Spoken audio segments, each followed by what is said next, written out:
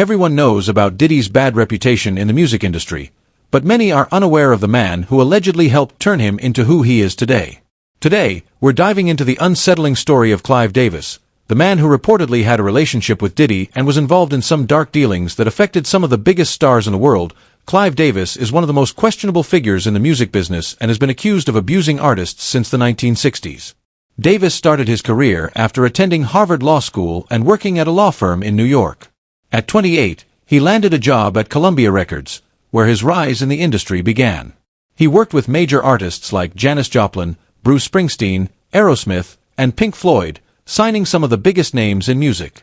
Thanks to him, Columbia Records dominated the music scene. Artists like Aerosmith even mentioned Davis in their songs. No surprise, they sang about him making them stars, and the Grateful Dead referenced him on Jack Straw, saying, "We used to play for Acid, now we play for Clyde."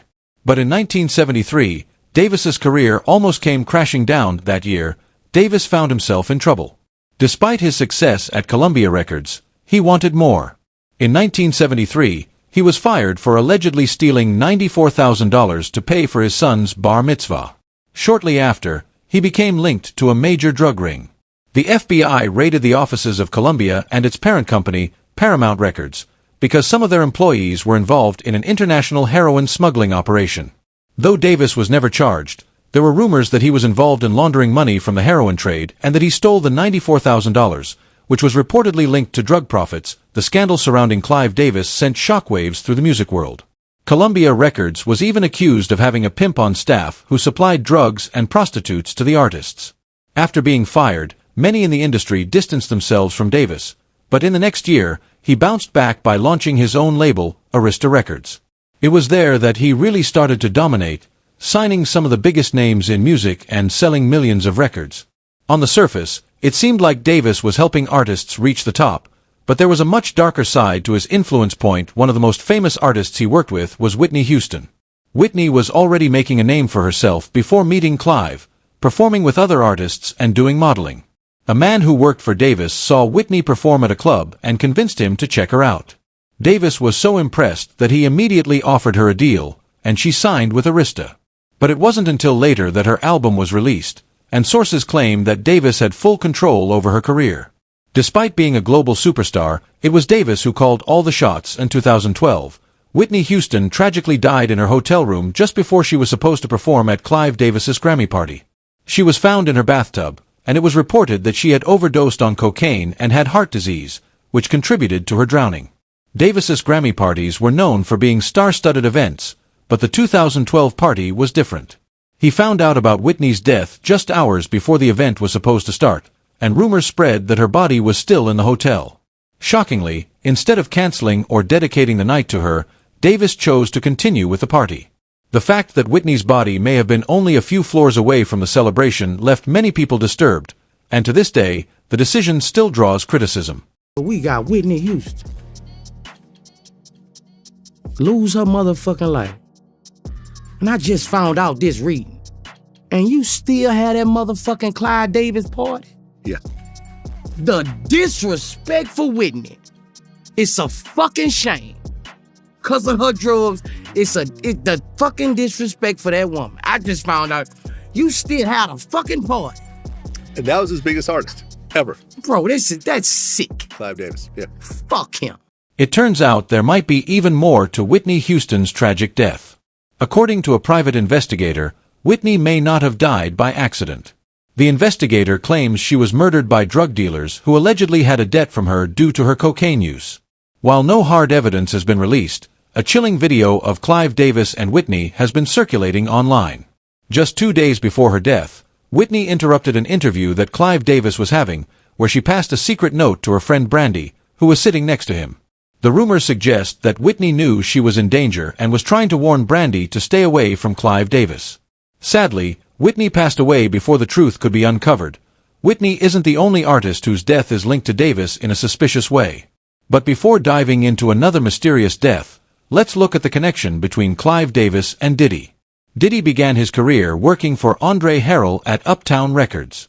Harrell was a rapper who later partnered with Russell Simmons to launch Uptown, which later became a major player in the industry.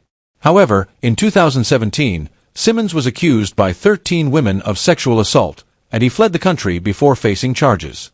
Even before these accusations, people knew Simmons had a dark side, with rumors swirling about his relationship with his ex-wife, who he married when she was just 16. Simmons, Davis, and Harrell allegedly had a shared reputation for abusing people in the industry, including Diddy. After Diddy was fired from Uptown Records, Clive Davis stepped in to help fund Bad Boy Records and reportedly had a more personal interest in Diddy's career. According to some sources, Davis and Diddy had a much deeper, possibly romantic relationship. In 2013, Clive Davis came out as bisexual in his memoir, revealing that after his marriages ended, he began dating men. He mentioned a boyfriend he kept private, and some rumors suggest it might have been Diddy. Over the years, there have been rumors about Diddy and Davis's relationship, with reports claiming they were involved in controlling and exploiting younger artists in the industry. Diddy allegedly learned from his mentors, using drugs and alcohol to compromise other artists like Usher and Justin Bieber to keep them under control. It wasn't just about sex for these powerful figures. It was about power and control over their artists. Clive Davis also played a role in the rise of TLC, one of the biggest girl groups of the 90s. Despite making millions off their success, Davis reportedly kept the group financially struggling. TLC publicly called him out for their poor financial situation, but things only got worse from there. We are the biggest selling female group ever. 10 million albums worldwide. We have worked very hard. We have been in this business for 5 years. And we are broke as broke can be. There was a moment when it seemed like things were about to get really intense. Some people in the industry were reportedly planning to kidnap one of the most powerful figures in the game, Clive Davis. However, Diddy reportedly stepped in and warned Davis about the plot. According to Davis, the situation was on the verge of going down, but Diddy intervened just in time to stop it. The tension and drama surrounding these figures in the music industry only added to the mysterious and shady reputation they had. You know, you're going to hear about this, but we talked about before. Why did TLC hold Arista hostage? The record company, Clive Davis, we held them hostage like guns, the whole shebang. Yeah, it was like that. Because, wait a minute. I want to make sure we understand. Yes. Guns? Yes, guns. With bullets. With bullets. The drama between TLC and Clive Davis took a deadly turn when Left Eye, frustrated with the financial struggles and control she faced at Arista Records, began to make major moves. She was tired of the constant pressure and almost broke up with the group. Left Eye started working on her solo album under Davis's label, but when her first single didn't perform well, Davis canceled the album's release. This led to her leaving Arista and signing with Death Row Records, led by the infamous Suge Knight. By this time, Suge Knight and Diddy had been feuding for years, fueling the East Coast-West Coast rivalry that ultimately led to the tragic deaths of Biggie and Tupac.